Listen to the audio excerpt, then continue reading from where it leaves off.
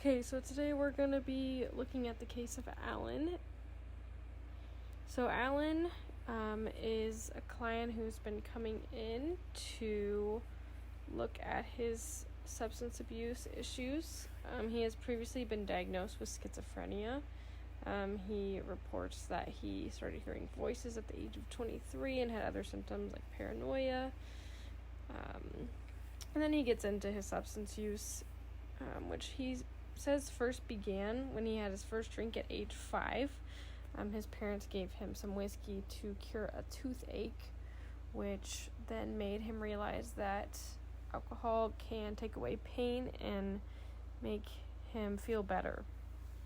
So then he began drinking a little bit more in his teenage years, more socially, and then his drinking did increase in his 20s.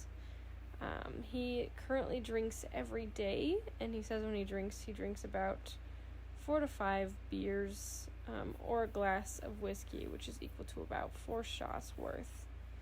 He does admit he has had blackouts on many occasions, and he has been arrested for a DUI, which occurred in 1988.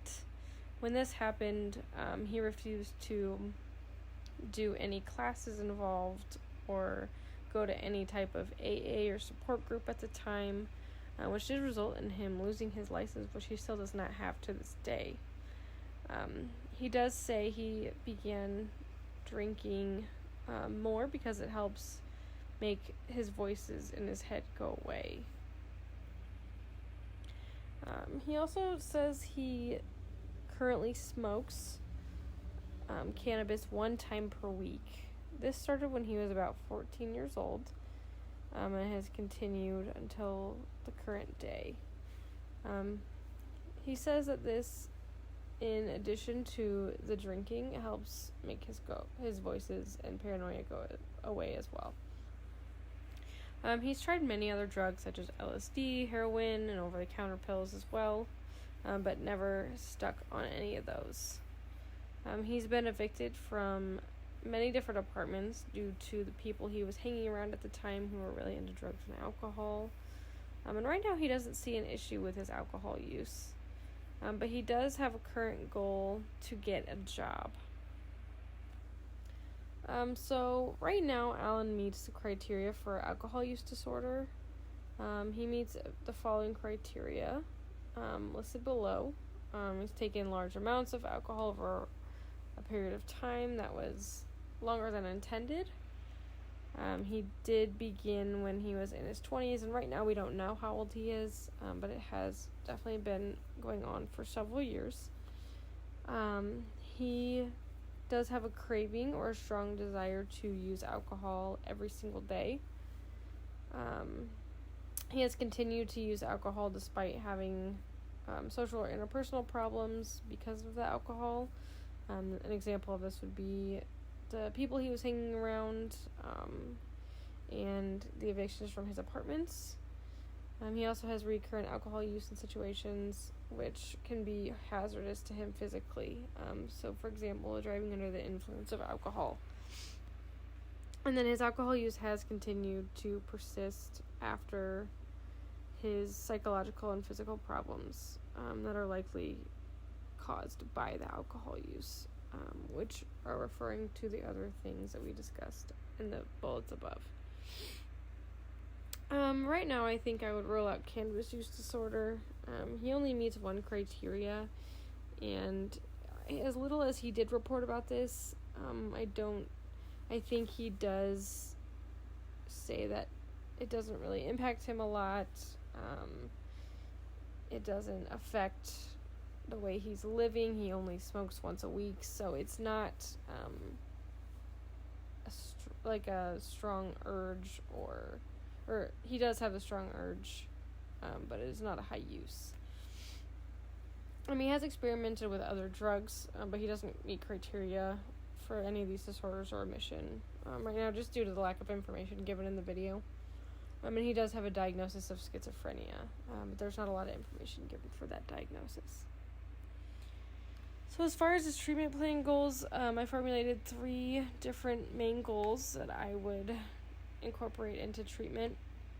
The first one is to decrease his alcohol use related behaviors and increase healthy coping skills. Through this, I would use CBT techniques, which will be discussed in the next slide. I think this is an appropriate goal just because he doesn't really see a huge issue with his alcohol issues, and they have impacted his life in the past as well as his social and in just many different aspects of his life. So decreasing these behaviors and then finding ways that he can deal with the stressors he's dealing with. The second goal would be to get involved in the community. This could be through different either 12-step programs such as Alcoholics Anonymous or another support group.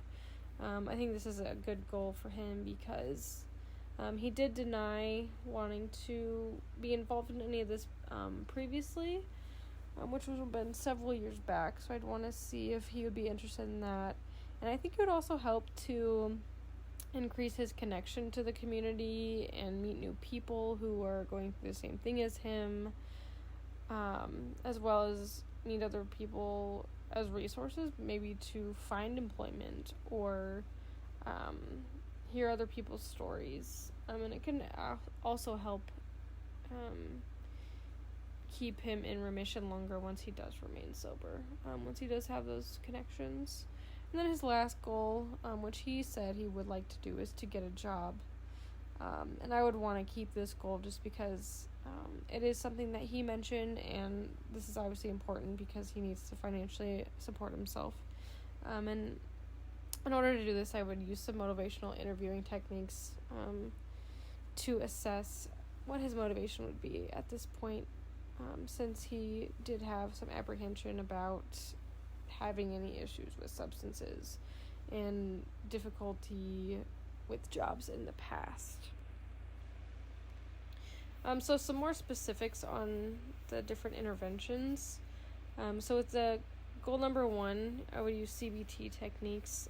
This would look a lot like relapse prevention CBT, such as identifying triggers he might have. He did discuss how he didn't really know of any stressors he was going on at the time or what might have caused him to get into the alcohol use. And then as well as identifying thoughts related to alcohol, teaching different coping skills, which could be, mindfulness or other things that could be helpful for him, like grounding, other stress tolerance skills. And then replacing the behavioral skills with other positive activities that match his interest levels, whatever those might be. Goal number 2 would be to get him into some kind of 12-step program or support group. And I would do this by referring him to a local Alcoholics Anonymous or support group because of his refusal to do it before, and have him commit to doing like 3 weeks of meetings of whichever one he decides to do, just to kind of try it out and see what he thinks of it, as he might find some positives in it. And then goal number 3 would be motivational interviewing for him getting a job. Right now, like I said, he doesn't see his substance use as an issue or getting in the way of his employment, so I'd want to assess his motivation towards making those positive changes. Some racial issues that could come up if Alan was African American. So there are less available resources for substance use treatment in minority communities, whether those are rural areas. There's obviously lack of resources there, a lot of poverty in those populations, no insurance, and a lot of places that do treatment may not accept Medicaid, which tends to be the aid that a lot of people might have. There are also increased levels of stress in minority populations, which can also lead to substance use disorders. In addition to that, medical professionals, including mental health professionals, often might underrate the pain or stress that a minority person is going through. Therefore, they might give lack of better treatment in those cases. And then, of course, discrimination. This can be through various different ways, whether that's stereotypes or people's own biases or agendas with different minority groups.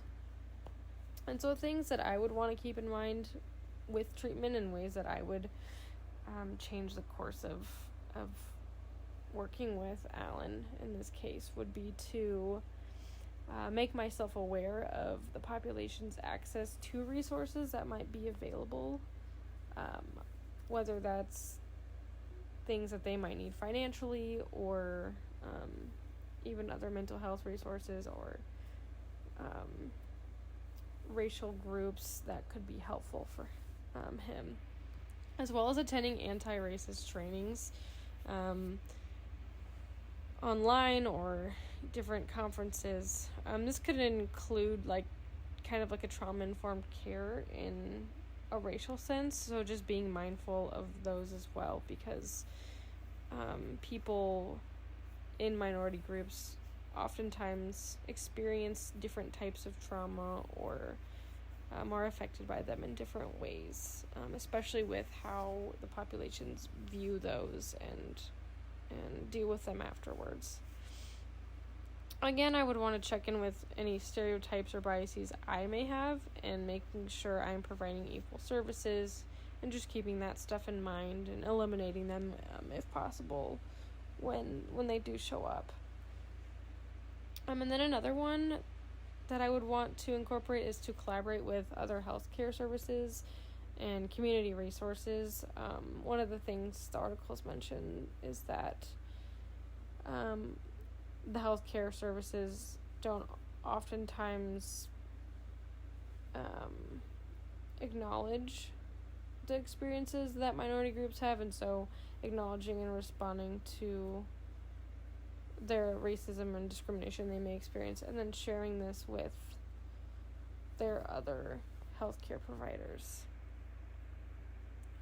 So that is Alan, and that is how I would handle his case.